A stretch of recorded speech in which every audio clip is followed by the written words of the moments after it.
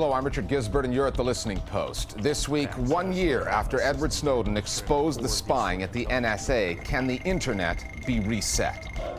Egypt, and one of the best-known bloggers from Tahrir Square is now a convicted criminal looking at 15 years in jail.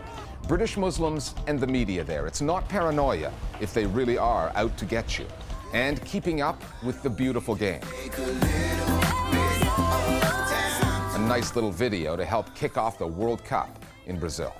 On June 6th, the world's second biggest mobile phone company, Vodafone, produced a detailed report on governments in 29 countries spying on its customers' phones.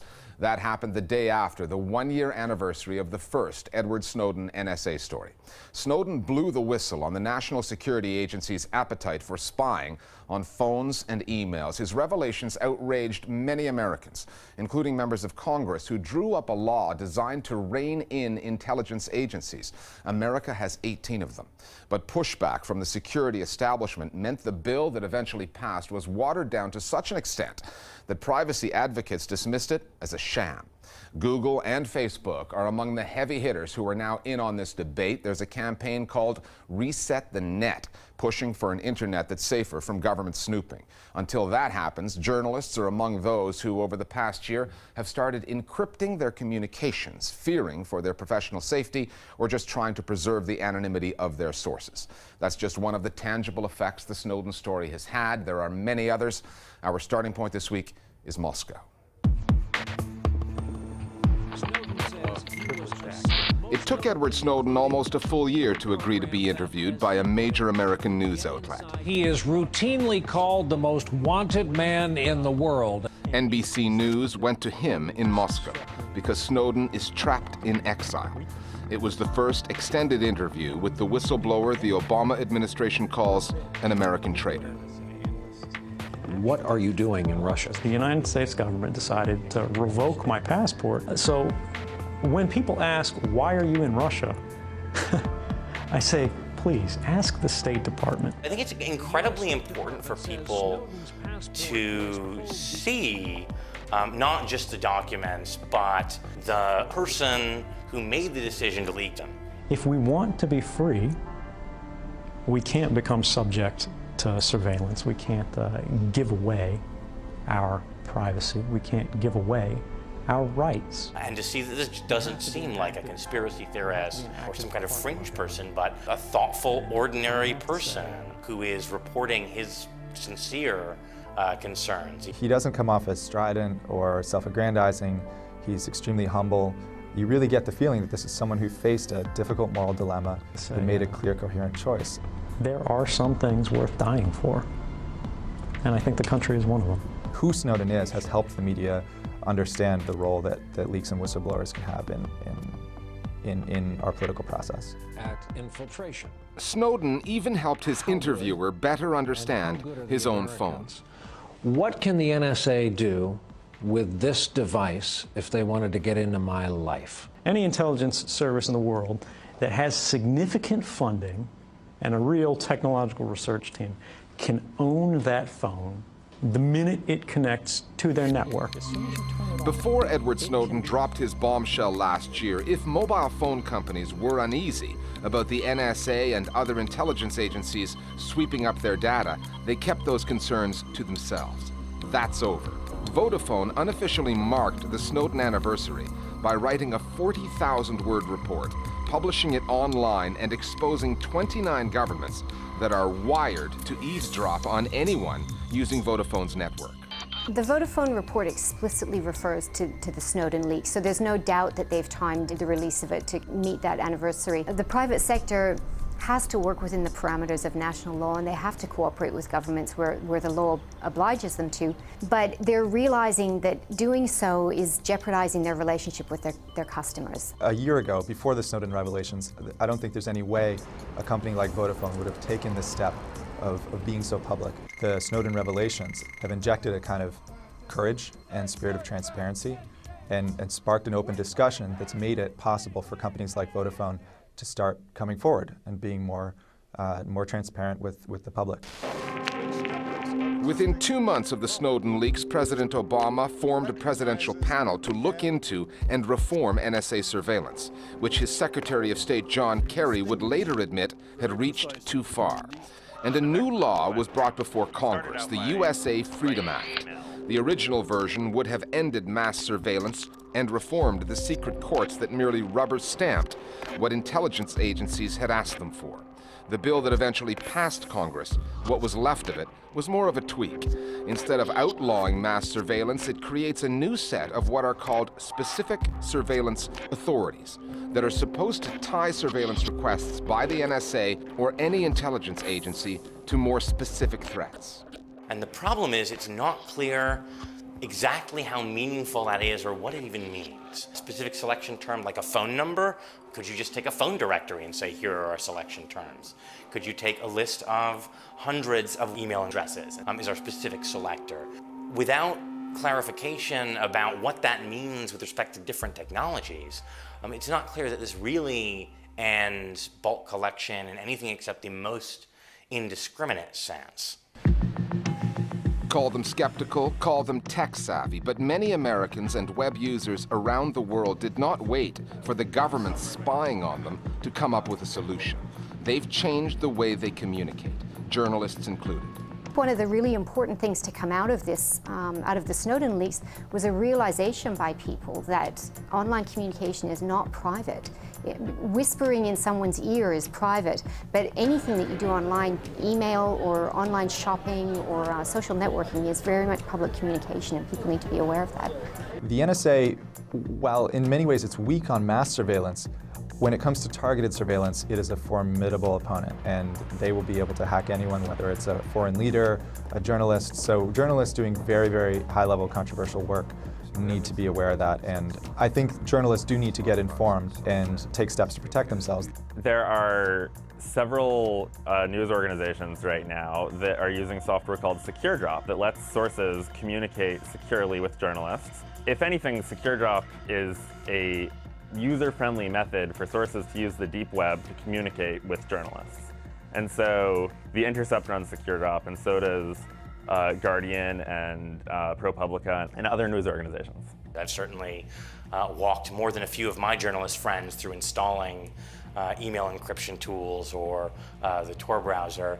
And I think journalists are increasingly realizing that it is, in a way, part of their ethical obligation to be knowledgeable about this for the sources who aren't Edward Snowden, but you're not using good encryption technology and anonymity technology. You are failing in your ethical obligations as a journalist either way, as much as if you were just giving your source away. There's more sources out there with really big stories, and they're going to find the journalists that both that they trust and that also know how to protect them. When you go to the journalists page and you see their PGP fingerprint, and you see that they're running SecureDrop, I think that sources are more likely to contact those journalists and those news organizations. We have to be careful about the suggestion that the private sector is going to provide some kind of technological fix to this, encryption tools or privacy tools. Because really what we end up with then is just a kind of race. Encryption tools get better and decryption tools get better, and that's not really a solution to this. The solution is to talk about what it is we expect from this and how we want to see this governed in the future.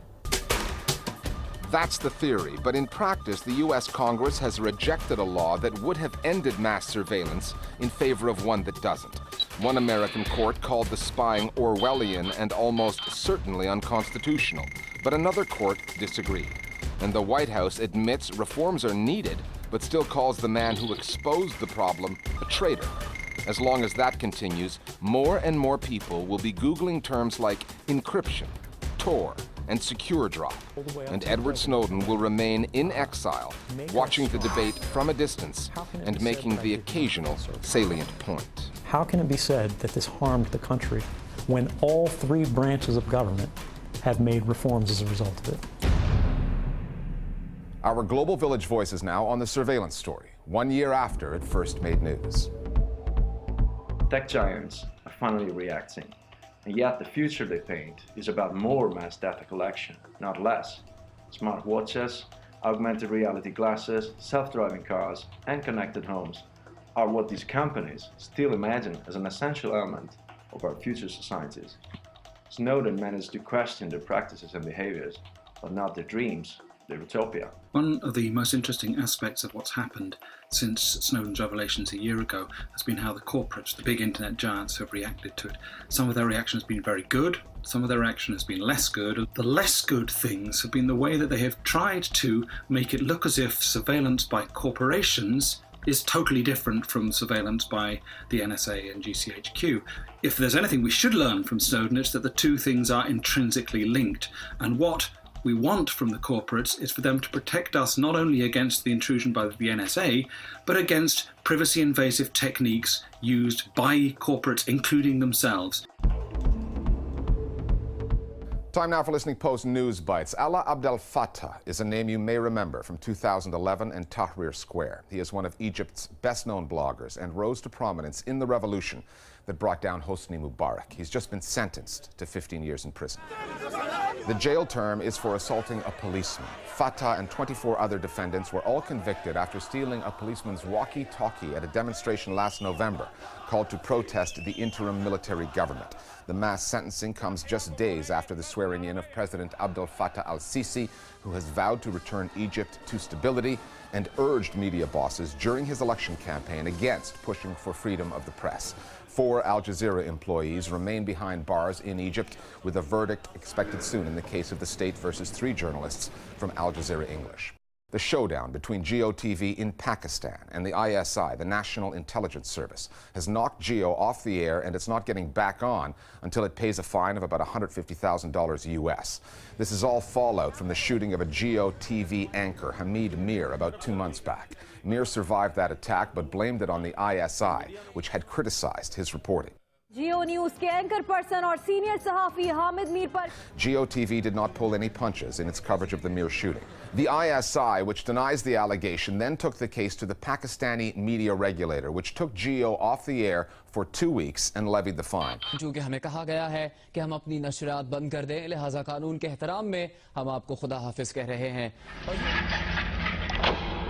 GEO was already effectively blacked out in many parts of the country, having been dropped from most cable networks. Its parent company, Jung, now says it's suing the ISI for defamation after the spy agency described the company as anti-state. The Bureau of Counterterrorism at the U.S. State Department wants to take the propaganda fight to Boko Haram by launching a television channel in the rebel group's stronghold, northern Nigeria. The channel will be called Arewa 24, which means North 24. Washington has reportedly earmarked $6 million for its launch. The State Department has acknowledged that the project could prove challenging, since Boko Haram has been known to target media organizations it disapproves of. Washington already funds an Arabic-language television channel called Al Huda, as well as Radio Sawa across the Arab world, and Radio Farda in Iran, which has been blocked by the government there.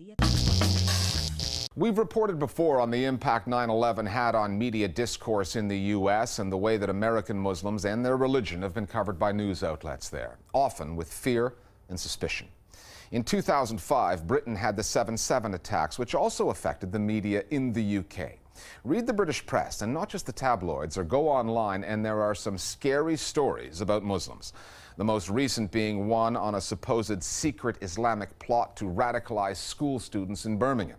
There's a steady stream of reports on Muslim women and whether they should be covered or not, Sharia law, as well as a recent story on what's being called the surreptitious serving of halal meat to unsuspecting Britons. Is the UK, as reflected through its media, Islamophobic? Or is this just a case of a community growing and the news media failing to cover them accurately? The Listening Post's Nick Muirhead now on Islam and the British media. Here are the figures. In 2001, a UK census showed that there were 1.5 million Muslims living in Britain. 10 years later, that figure grew to 2.7 million, up by 80%. So inevitably, there would be more news coverage about Muslims. But what would you consider to be a proportionate increase? According to research conducted by the University of Birmingham, in the decade preceding 2006, news coverage relating to Muslims and Islam in British national newspapers increased by 270%. That is more than 3 times the population growth rate. And the study concluded that 91% of those stories were negative. Flip through the papers today, and not much has changed. Within the last 6 months, you've had from Muslims attending a theme park labelled as hate preachers and extremists. The niqab debate keeps coming back around and around again.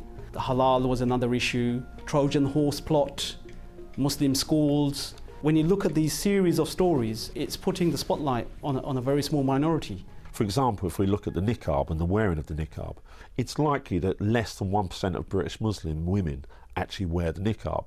And yet when we see the image of Muslim women in the newspapers, well, I would say around 99% are actually wearing the niqab. So what we see is this gross distortion of the reality, the construction of fear that becomes apparent in the media. The idea that the British media is in any way Islamophobic, that is to say, fearful or loathing of Muslims, is absolutely ludicrous. What it is an attempt to understand a growing dynamic in Britain.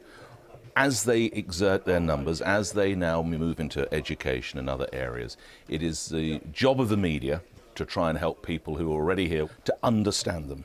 It's not fear, it's trying to comprehend and understand. And according to Engage, a Muslim advocacy group in the UK, they are failing. In 2011, Lord Justice Leveson set up an inquiry into the culture, practices and ethics of the British press following the News of the World phone hacking scandal. Engage took the opportunity to raise the issue of Islamophobia in the country's media. And according to Lord Justice Leveson's final report, the inquiry heard sufficient evidence to conclude that some sections of the press have deliberately invented stories with no factual basis in order to satisfy demands of readership, and that one publication in particular, the Daily Star, published stories about Muslim issues knowing that they were untrue. But misinformation is only part of the problem. It can also be the framing of stories. In 2012, 9 men were convicted of sexually exploiting young girls in Rochdale in northwest England, with similar cases around the country. All involving mainly British Pakistanis. Who were all Asian. Mainly Pakistani Muslim men groomed. But critics say that as soon as it emerged that the grooming gangs were Asian and Muslim, and that their victims were white, that the men's race and religion became central to their offences in the coverage that followed. That again falls back on this idea that you essentialise religion. You're making religion the reason for those crimes. And I think if you looked at any of the profiles of the men that were implicated in these cases, they were drug abusers, they were alcohol abusers. Very few of them would fit the profile of what a British Muslim would consider a British Muslim way of life. If we look at kind of other instances of paedophilia where, the statistics show that actually it's mainly a white, middle-aged man who's actually the perpetrator of this. We don't talk about this being a white crime or a white phenomena, but if Muslims are involved, that actually comes to the forefront. So we always talk about Muslim grooming. But what you have to remember in this case is that evidence was put before the court in Britain that the reason these men preyed on mostly white girls, I'm not saying this is true, I hasten to add, but that what was heard in court was they preyed on white girls because they saw them as cheap, easy and available, and they would never do it with their own Muslim girls. That is why their faith became important. If counsel says that in a court, it has to be covered. I would argue to my journalistic dying breath, it is germane to the story if that's what drove the men to choose vulnerable white girls. Journalists are often under pressure to get across a lot of information with, in the case of print, as few words as possible, or for broadcasters, as little time as possible. One of the ways they do that is to use journalistic shorthand. And when you look at the coverage of Islamic issues in Britain, certain words, adjectives keep coming up. Terminology that has broad implications, but is short on meaning. Everything has an IST, so you've got jihadist, Salafist, Islamist. It just feeds into the language in terms of allowing those right-wing journalists their own definition of people, which is a negative definition, and classifying them so that it's easier for their readers to understand that this is exactly who we're talking about. So if, for example, if you call an Islamist here and you call the Muslim Brotherhood Islamist in Egypt, then they're the same people. It's never just the word Muslim or Islam which is used. So there's always these appellations with it. So it'll be radical Muslim or mainstream Muslim. There's always this demarcation between good and bad. There's always this idea being reinforced that actually not all Muslims are good. So even if there's a good story, they will be referred to as moderate Muslims or mainstream Muslims. Last month, The Guardian's Nazreen Malik said that there is a cycle of Islamic scare stories that keep resurfacing in the British media. The question is why? I've been a journalist for probably more than 3 decades, maybe 4 decades, I don't know. All stories are on a cycle. And here's a classic example. In Britain, sometimes we love to do stories about dogs biting children. I don't know why, but in Britain we like these stories. A Rottweiler will bite a child, and these bites are probably going on all the time, but by God, for 2 or 3 weeks afterwards, the newspapers are full of Rottweilers biting children. The reality is, it's selling. It's selling newspapers, it's getting discussion on radio shows like mine, it's making TV bulletins, so suddenly it's in cycle. It's the same, without being offensive, I'm not likening the course to animals, but it's the same sort of thing with Muslims. Suddenly the stories are in vogue. Causality is a really difficult thing. To suggest that media output necessarily has led to certain changes in society or certain shifts in the way in which Muslims are treated. One of the lasting consequences of media output after 7/7 has been the construction of the entire community as complicit in some of these crimes. And whereas ordinarily you might have identified minorities within that community as part of the problem, certainly in the construction of the war on terror, that you're finding huge majorities of Muslim communities that are now come in for that level of exceptionalisation. We should have a space where we can actually disagree and debate and contest and challenge. I don't think that's Islamophobia at all. I think where we see that Islamophobia begins to emerge is that when those disagreements or dislikes or criticisms are then used to, sort of homogenously to criticise all Muslims without differentiation, to kind of demonise the religion of Islam unfairly, to encourage hatred or bigotry and even encourage violence. I think that is when it becomes a problem.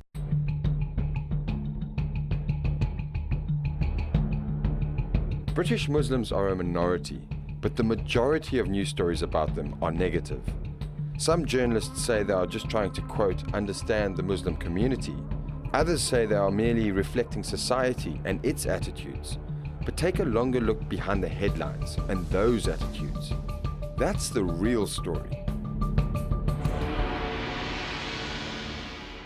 More Global Village Voices now on the way the Muslim story is reported in Great Britain. There is a tendency to depict Muslims and Islam as a religion in a frightening way. The problem is that what you can see also since 7/7 and since 9/11, there is a lack of differentiating between the extremist and the mainstream. Unfortunately, what's happening is that these very rare extremist cases are depicted as representing the whole Muslim community, and that is what makes the relation between Muslims and non-Muslims more problematic. Where is the religion of the EDL supporters?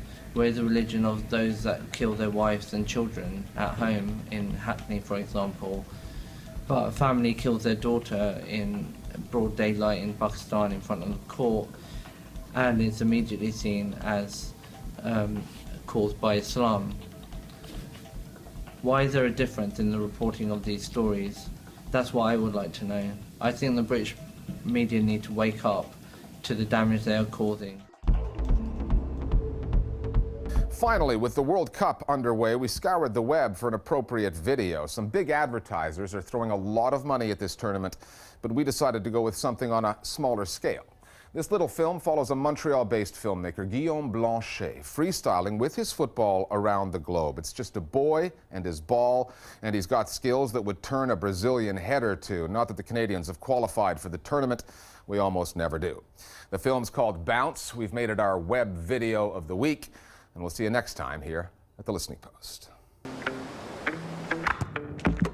What? Okay.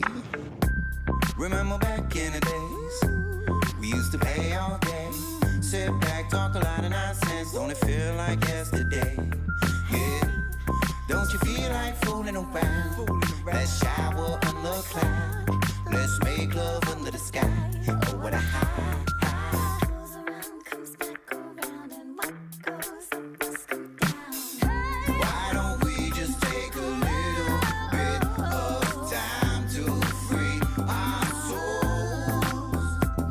Yeah.